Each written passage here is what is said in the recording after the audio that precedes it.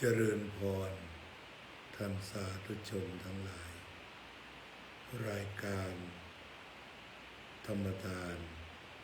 จากวัดพุทธปัญญาเมืองโพโมนารัฐแคลิฟอร์เนียประเทศสหรัฐอเมริกามาพบกับท่านผู้ฟังท่านผู้ชมอีกครั้งหนึ่งวันนี้วันที่3 กรกฎาคมพุทธศักราช2569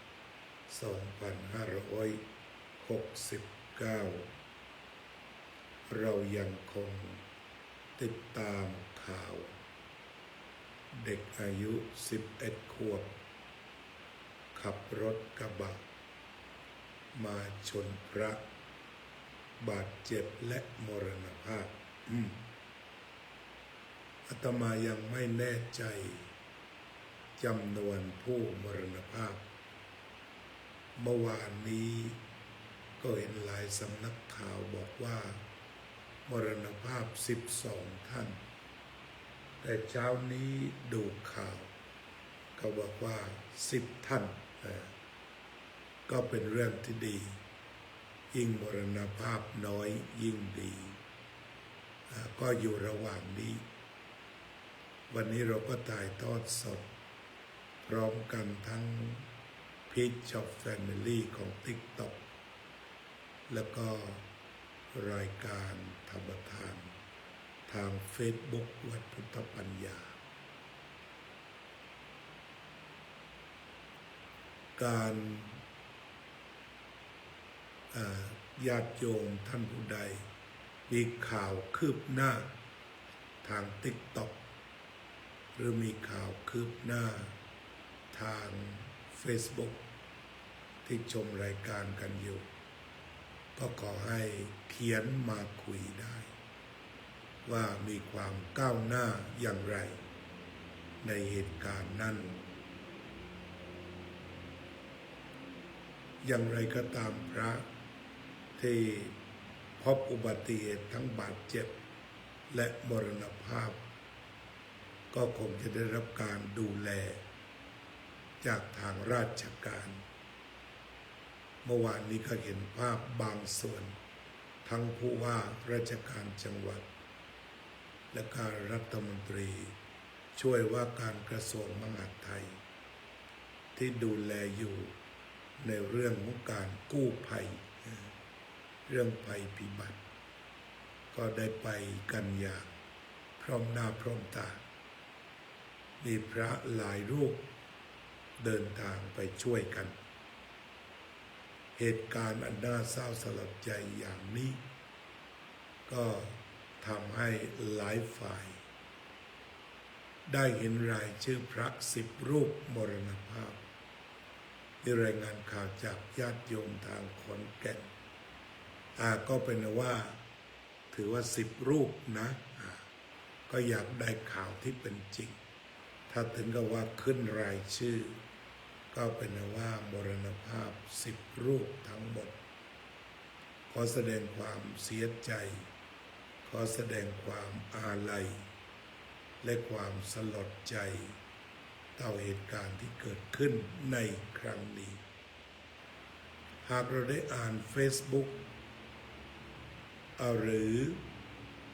ได้ติดตามข่าวสารต่างๆเราก็จะพบว่ามีการอภิปรายกันไปหลายแง่หลายมุม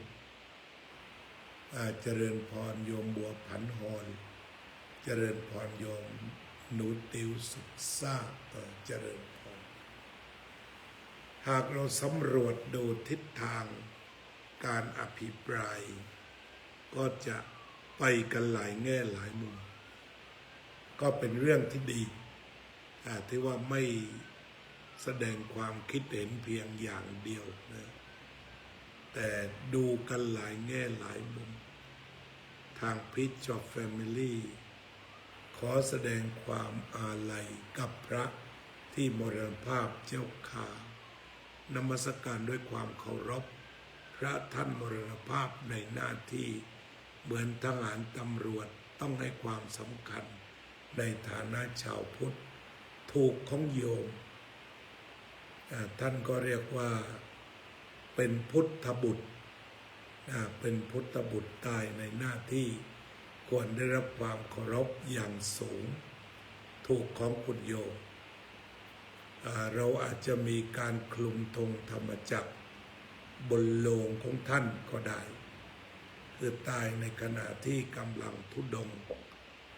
เพื่อการเจริญสติเพื่อการประกาศศาสนา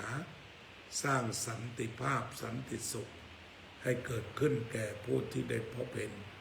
เป็นการโปรดสัตว์นั่นเองหลวงพ่ออยู่ประเทศสหรัฐอเมริกาเจริญพรโยมศิวิไลศรีวงชัยเจริญพรโยมสุนิตวงสุเทพทุกคนเขียนแสดงความอาลัยกันได้ยูนา good morning hola hola buenos dias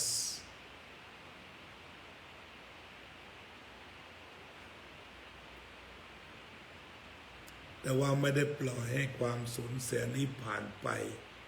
ก็มาอภิปรายกันบองชูบองชูมีทั้งจากฝรั่งเศสจากเม็กซิโกนะมีผู้เข้ามาสู่รายการ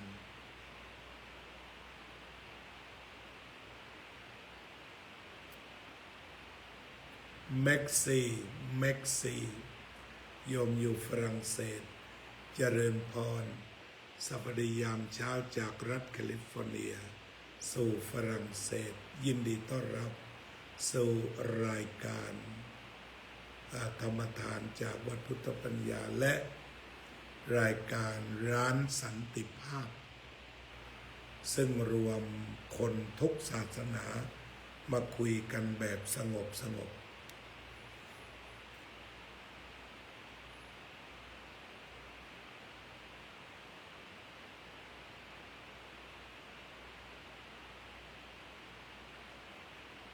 มีคำถามเข้ามาว่าเราฆ่าสัตว์เพื่อทำกับข้าวบาปมากไหมตรงนี้เท่าที่เคยเรียนมาคือในการฆ่าสัตว์ถ้ามีเจตนาเกลียดชังโกรธแค้นพยายามมากพยายามหลายรอบตรงนี้เรียกว่าบาปหนักความบาปหนักมันขึ้นอยู่กับกิเลสภายในแค้นหนักโกรธจัดพวกนี้บาปหนักหรือว่าหวังจะฆ่าคนอื่นเพื่อการเอาทรัพย์อย่างนี้เรียกว่าบาปหนักและก็บาปหนาทีเดียวกราบนมัสการพระอาจารย์ขอแสดงความเสียใจกับครอบครัวของพระสงฆ์ทุกรูปอันนี้จากโยมกัลยาว่องทิพย์คงคามหาอุบาสิกาวัดพุทธปัญญาทุกท่านเขียนแสดงความเสียใจได้แสดงความอาลัยได้เป็นการแสดงออกถึงความอาลัยต่อชาวพุทธด้วยกันเขียนได้ทั้งสองฝั่งทั้งฝั่งพีชช็อปแฟมิลี่และทางฝั่ง Facebook วันนี้ก็มีผู้ชมกันมาทั้งสองฝั่งเลยทีเดียวคุณโยมพี่รานจากประเทศฝรั่งเศสแสดงความเสียใจมาด้วยเป็นเรื่องที่น่าเสียใจจริงๆต่อเหตุการณ์ความสูญเสียอันเกิดจากอุบัติเหตุนั่นเองท่านอาจารย์สาธิตธีรปัญโยถวายความเคารพครับ AI Summary บอกว่า a discussion on the recent tragic event involving a monk โดยสรุปมาแล้ว share your thoughts ทุกคนแสดงความคิดความเห็นแสดงความอาลัยแสดงความเคารพได้เลยก็ดังที่มีคอมเมนต์รายหนึ่งว่าท่านมรณภาพในหน้าที่อันนี้ถูกต้อง ก็เหมือนกับบรรดาทหารอานตายในหน้าที่ท่านเป็นนักรบของพระพุทธเจ้าซึ่งถือว่าได้ตายในหน้าที่จึงเป็นเรื่องที่น่าเคารพบูชาอันนี้ก็เป็นอีกมุมหนึ่งที่ดีมากเป็นมุมของชาวพุทธที่มองเห็นคุณค่าของพระที่ออกมาทำกิจกรรมเพื่อสันติภาพทีนี้ก็มีการอภิปรายกันเช่นมีการถามกันว่าการออกมาเดินแบบนี้เป็นธุดงค์หรือไม่ถ้าเราดูตามตัวตามคำแปลคำว่าธุดงค์ก็แปลว่าการขัดเกลากิเลสการออกมาเดินจาริกแบบนี้เป็นการขัดเกลากิเลสเป็นการลดกิเลสเพราะว่าจะต้องเจริญสติแล้วก็เดินด้วยความยากลำบากอาตมาเคยเดินธุดงค์จากสวนโมกอันดามันมาสวนโมกชัยยาในการเดินนั้นก็เรียกว่าทำให้จิตเบาสบายทำให้จิตเบาสบายได้ออกกำลังได้พบปะผู้คนจำนวนมากคือเดินเพื่อการเผยแผ่ธรรมะทีเดียวเราอาจจะเรียกคำว่าธุดงค์ตามคำนั้นได้เลยที่นอกจากจะไปสมทานเพิ่มเช่นจะฉันข้าวเพียงมื้อเดียวครั้งเดียวนี่ก็จะเป็นธุดงค์หรือจะบิณฑบาตทางเดียวเหล่านี้ก็เป็นเรื่องธุดงค์ทั้งหมดบางคนไปเข้าใจว่าต้องเดินป่าไปดูคำว่าดงแปลว่าป่านั่นไม่ใช่คำว่าทุตะก็แปลว่าปฏิบัติตนอย่างนักเลงคือมีความอดทนมีความแข็งแข็งมีความอดกลั้นเพราะว่าการเดินกันไปแบบนั้นผู้นำจะต้องเก่งจะต้องประสานงานดีเพราะไม่มีใครรู้อนาคตว่าจะได้ฉันหรือจะไม่ได้ฉันอย่างไรแต่ที่แน่ๆก็คือว่าทุกคนได้ฝึกตนนั่นได้ฝึกตนพระพุทธเจ้าตรัสแล้วทันโตเศรษโธมนุษย์เสสุในหมู่มนุษย์ทั้งหลายผู้ฝึกตนดีแล้วเป็นผู้ประเสริฐที่สุดจุดนี้ก็มีความสำคัญมากชาวพุทธส่วนมากไม่เข้าใจคำว่าธุดงค์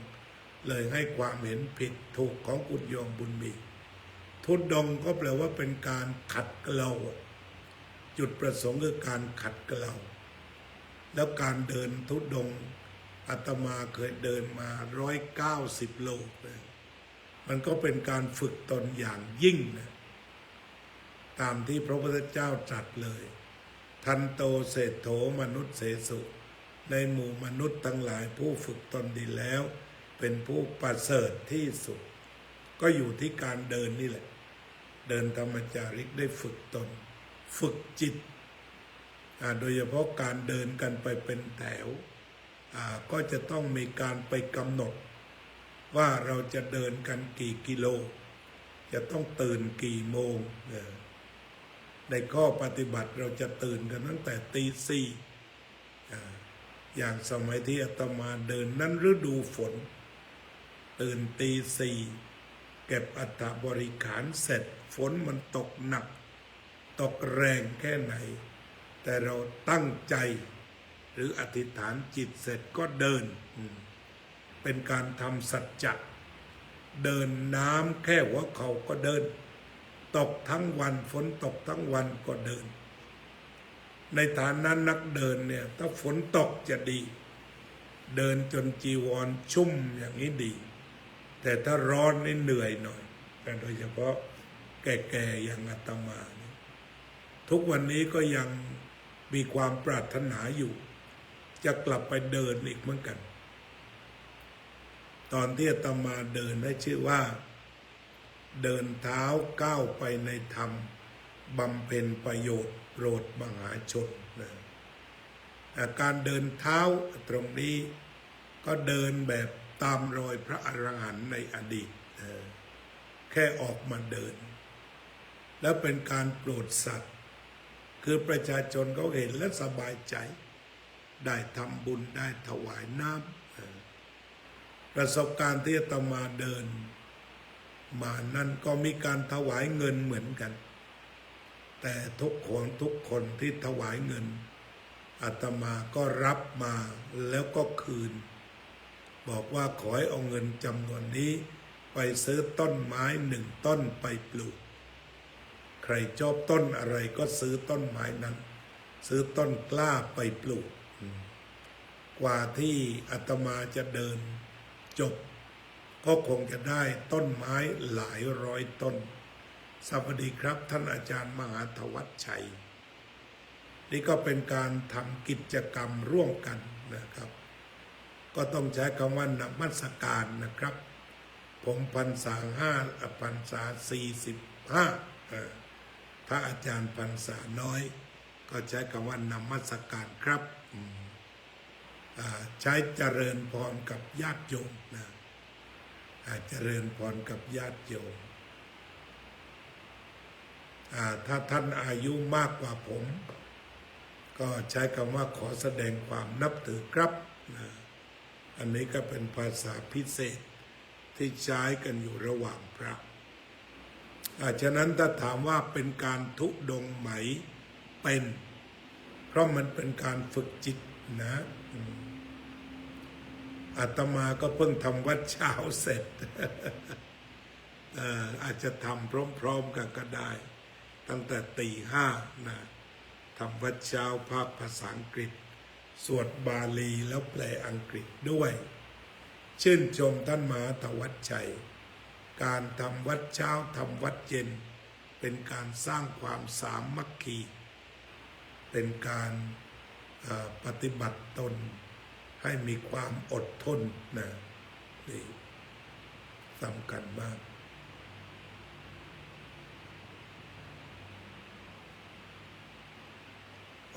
ท่านคงจะจาริกอยู่บ่อยเหมือนกันเนาะหมู่คณะที่เกิดอุบัติเหตุคือหมู่คณะที่ผมเคยเดินจาริกก็แสดงว่าท่านมีประสบการณ์พูดจัดเดินจาริกมีประสบการณ์และตอนนี้ก็จะจาริกก่อนเข้าพรรษากระผมกราบอนุโมทนาโอกาสจากพระอาจารย์ด้วยว่าเมื่อปล่อยพระปีนเสาปีนมากล่าวตรงนี้อาตมาก็เป็นผู้แผ่เมตตาแล้วก็ชวนแผ่เมตตาอาตมาไม่กีดกันนะเราเปิดใจฟังท่านแล้วก็ทุกครั้งที่พระปีนเสามาเราก็ฝึกจิตเราก็แผ่เมตตาซะก่อนคำไหนที่ไม่เหมาะเราก็ปล่อยไปคำไหนที่เหมาะสมเราก็เก็บคือเก็บได้ทำไมอาตมาชอบคุยกับท่านเพราะมีคนชอบคุยกับท่านน้อยอาตมาก็นำท่านมาเป็นสิ่งแผ่เมตตานะที่นิมนต์ท่านมาบ่อยเพราะอาตมาจะเข้าถึงกับว่ารักสัตว์ทั้งหลายไม่มีที่สุดไม่มีประมาณไม่มีกำหนดคือถ้าอาตมาเห็นแก่ตัวอาตมาก็ไม่คบเพราะจะมีคนมามองว่าอาตมาคบพระไม่ดีแต่นี้อาตมาคิดว่าอาตมาคบท่านได้คบทุกคนแม้แต่คนที่เคยเข้ามาด่าเราก็ถือว่ามีเวรต่อกันนะครับจะมีเด็กๆมาเข้าค่ายคุณธรรมจริยธรรมที่วัด2 วัน 1 คืนผมเป็นเจ้าวาดต้องเตรียมพร้อมครับในอดีตผมเองก็คือผู้อำนวยการค่ายคุณธรรมวัดอุโมงค์ตำบลสุเทพอำเภอเมืองจังหวัดเชียงใหม่ตั้งแต่ปี 2535 ถึง 2545 10 ปีเต็มนะครับเกื้อตมาต้อนรับทุกท่านก็ขอให้ถือว่าห้องนี้เป็น Peace Job Family เราเปิดเพื่อสนทนารับทุกศาสนา ภาษาอังกฤษด้วยภาษาไทยด้วยและเป็นห้องฝึกเมตตาโดยตรงอย่างสมมุติว่าเราเจอพระปีนเสารู้สึกหมั่นไส้เนี่ยเราก็ดูใจของเราว่ามันเกิดปฏิฆะคือพอเห็นท่านแล้วไม่สบายใจทำให้เกิดอตีตารมณ์คือไปพูดถึงท่านปีนเสาท่านปีนจบแล้วปัจจุบันนี้ท่านมาพูดอยู่ตรงนั้นทีนี้จะพูดคำดีหรือคำไม่ดีเราก็พิจารณารับรู้ดูเห็นปล่อยวางรับรู้ดูเห็นปล่อยวางพิจารณาแบบนี้ด้วยเหตุนี้เองมีคนเตือนบ่อยว่าอย่ารับท่านมาอย่าเอามาคุยแต่อาตมาก็มองเห็นว่าคุยได้ความเห็นไม่ตรงปรับได้เปิดหัวใจกันได้นะอันนี้ก็ทำความเข้าใจจากท่านที่ว่าไม่ค่อยอยากจะให้รับพระปีนเสามาคุยมาเถอะแต่ถ้าเป็นไปได้อย่ามาถึงด่าอย่ามาถึงมาด่ากันอาจารย์มหาตวัชชัยไปจำวัดก่อนแล้วใช่ก็นิมนต์พักผ่อนนะขอบคุณที่ทำค่ายคุณธรรมสุดยอดมากนะครับเป็นข่าวที่ดีมากนะในการนำเด็กมาเข้าค่ายคุณธรรมโยมวรรณานำโชคก็ขอตอบประเด็นพระปีนเสาไว้แค่นี้ก่อนก็ยินดีต้อนรับทุกท่านนั่นแหละชื่อว่า Peace Shop Family ก็มีเจตนาที่จะรับคนทุกศาสนามาคุยกันว่าเราจะเดินสู่สันติภาพอย่างไรศาสนาของท่านจะใช้ศาสนพิธีศาสนธรรมศาสนวัตถุศาสนบุคคลมาร่วมกันสร้างสันติภาพอย่างไรก็ขอเชิญคุยกันได้เกี่ยวกับเรื่องอุบัติเหตุที่เกิดขึ้นเราก็นำมาเป็นบทเรียนสำหรับเรื่องทุดงค์ก็เป็นนั้นว่าท่านทุดงค์คือมันเป็นการขัดเกลาและคำว่าทุตังคะก็แปลว่าองค์แห่งการปฏิบัติอย่างนักเลงในทุดงค์13นั่นแหละแต่ว่าตรงนี้ถ้าจะประยุกต์ก็เป็นธรรมจาริกพระสงฆ์เดินไปก็เป็นที่ศรัทธาเลื่อมใสของประชาชนผู้สัญจรไปมาด้วยคนข้างถนนด้วยดูแล้วอิ่มตาอิ่มใจสบายตาสบายใจหรือเป็นมงคล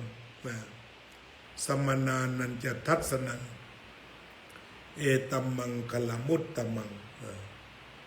ทีนี้การพิจารณาอย่างรอบด้านเช่นพิจารณาตามหลักกรรมตรงนี้ว่ากันถึงตามที่มีข้อมูลจากหลวงพี่ที่เข้ามาเมื่อตะกี้ว่าคณะนี้เคยทุดงมาแล้ว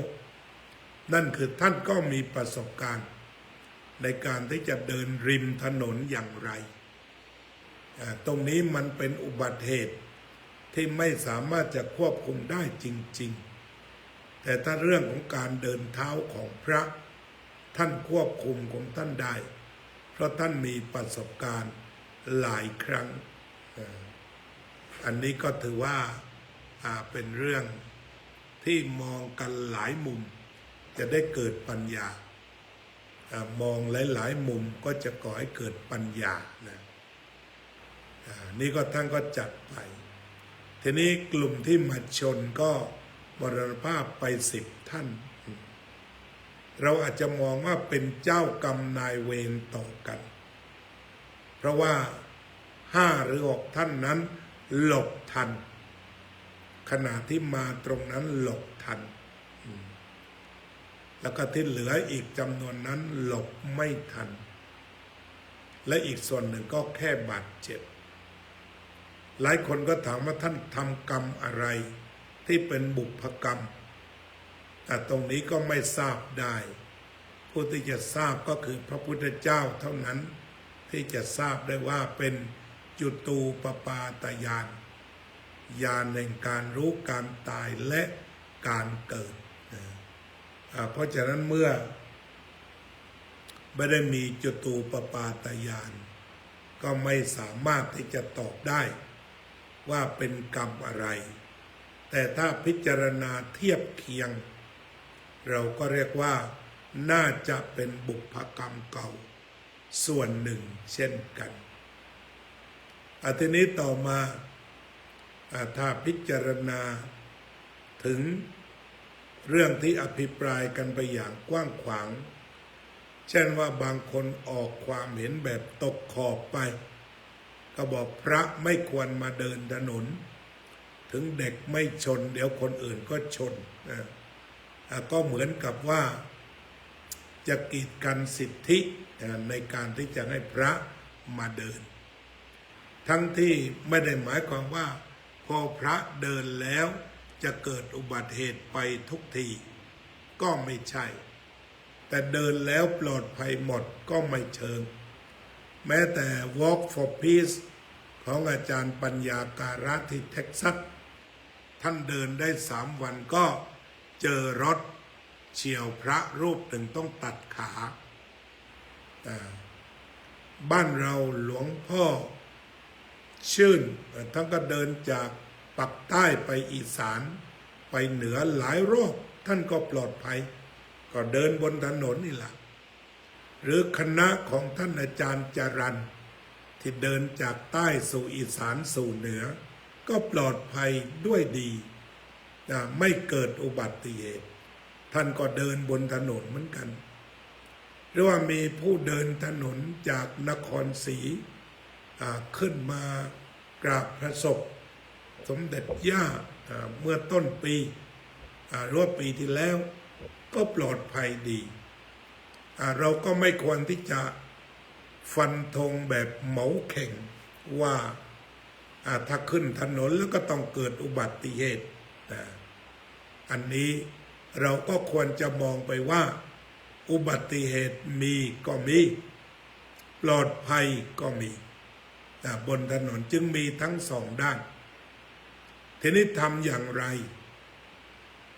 ในฐานะชาวพุทธต้องไม่ประมาทเนี่ยพระพุทธเจ้าตรัสแล้วความประมาทเป็นทางแห่งความตาย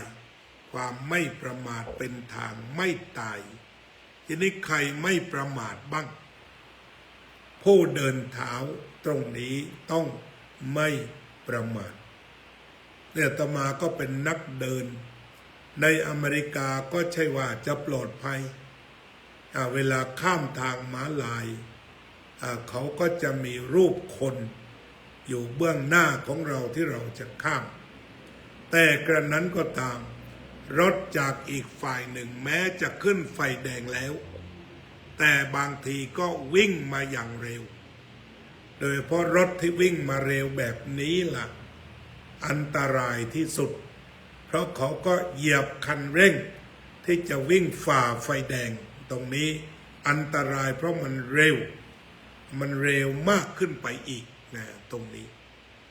ฉะนั้นทุกครั้งเวลาที่อาตมาจะข้ามถนนเนี่ยจะต้องยืนเหลียวซ้ายแลขวาทุกทิศจนปลอดภัยจึงก้าวย่างแม้ทางม้าลายแต่จะมีสัญลักษณ์ว่าเดินข้ามได้ก็ต้องมีความระมัดระวังเสียอีกต่อหนึ่งฉะนั้นผู้เดินถนนทั้งหลายไม่ว่าจะเดินต่อไปในอนาคตความปลอดภัยสูงสุดก็อยู่ที่แต่ละคนระวังแต่ในบางทีการเดินนั้นเรียกว่าถ้าขึ้นเดินบนขอบถนนก็คอยยังชั่วหน่อยถ้าเดินข้างล่างมากมันก็จะเจอหินเจอกรวดแต่ว่าการขึ้นมาเดินบนไหลทางนั้นซึ่งเขาก็มีเส้นขาวให้เราเดินได้อยู่ฉะนั้นถ้าเราระมัดระวังอยู่แต่ในเส้นขาวส่วนใหญ่ก็ปลอดภัยตรงนี้เรามองความจริงอยากหลวงพี่จรัญหรือว่า หลวงพ่อชื่น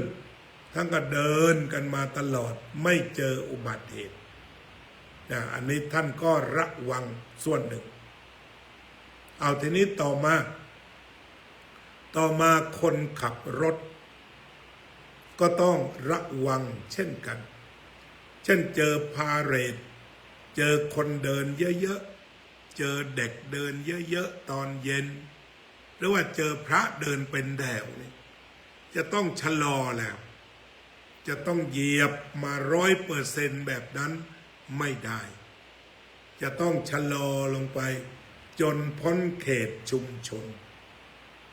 ตรงนี้นอกจากไม่ประมาทแล้วก็ยังมีกฎหมายจราจรว่าตรงไหนวิ่งได้กี่กิโลเมตรตรงนี้คือทางที่เราจะต้องป้องกันกันละต่อไปคือไม่มองว่ามันเป็นกรรมเก่าเพียงปัจจัยเดียวแล้วเผลอเรอ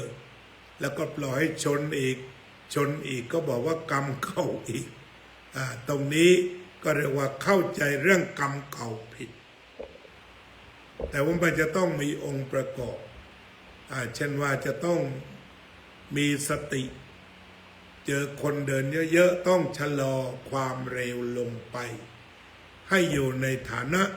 ที่พอจะควบคุมรถได้ทันท่วงทีหรืออาจจะเฉื่อยไปสักหน่อยก็ไม่เสียหายอะไรมีแต่เรื่องที่ดีเอาทีนี้ต่อไปมาดูถึงการดูลูกหลานการดูแลลูกหลานวัยรุ่นหรือลูกหลานที่กำลังจะโตกำลังจะเป็นหนุ่มซึ่งตรงนี้ก็เหมือนกันหมดแหละไม่ใช่เพียงแต่ว่าเด็กอายุ11 ขวบคนนี้เมื่อเข้าไปสู่11 12 13กำลังก้าวก็สู่วัยอยากเรียนอยากรู้อยากทดลองตรงนี้หลายคนก็บอกว่าอยากให้เด็กได้แสดงออกอยากให้ได้ทดลองได้เช่นไปทำงานกับผู้ใหญ่อาตมาเป็นเด็กก็เกี่ยวข้าวตั้งแต่อายุ10 ขวบ11 ขวบกับแม่ไปเก็บข้าวไปหาบข้าวทำเหมือนผู้ใหญ่มันมีความคิดสร้างสรรค์แต่จะต้องอยู่ภายในการดูแลที่ไม่อันตรายไม่อันตราย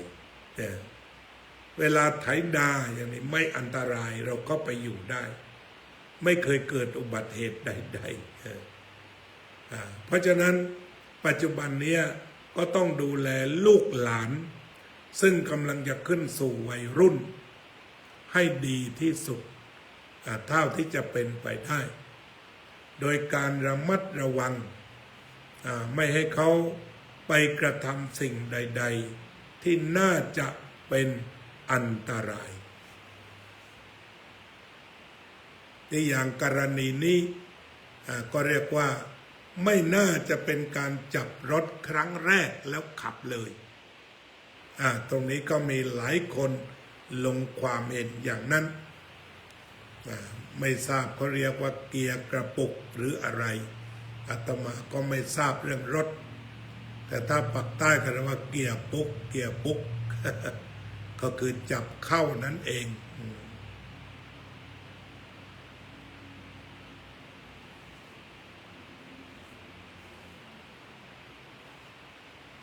แต่ตรงนี้เรามาเป็นบทเรียนแล้วมาแก้ไขเพราะว่ามันเกิดได้อีกไม่ใช่อุบัติเหตุครั้งสุดท้ายทีนี้การดูแลลูกหลานที่บ้าน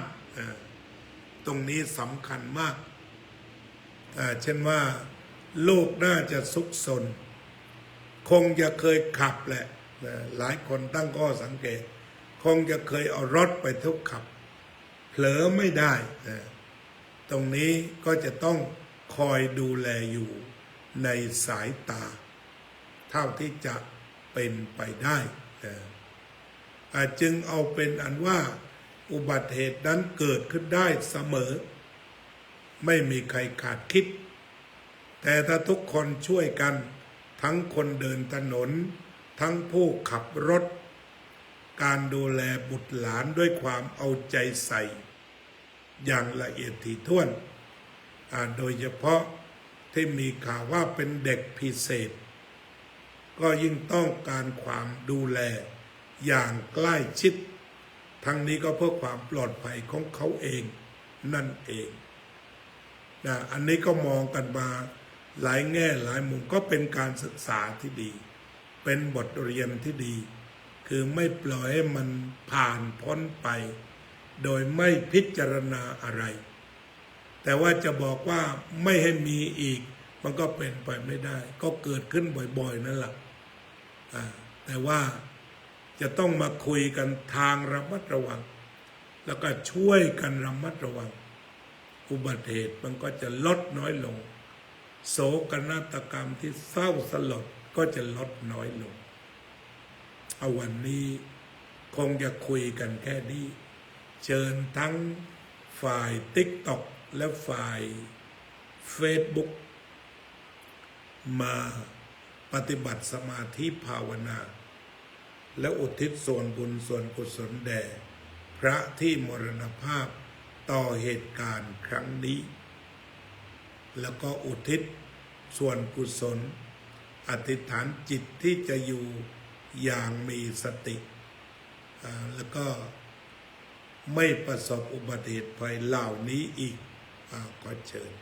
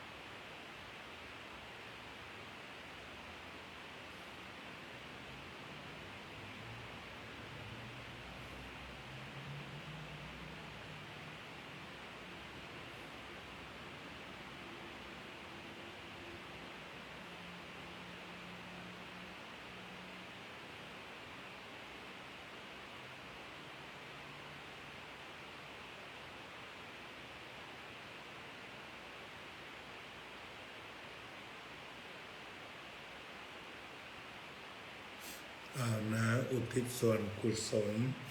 หากท่านมีความทุกข์ให้พ้นจากทุกข์หากมีสุขแล้วมีความสุขยิ่งขึ้นไปตามสมควรแก่ธรรมที่ท่าน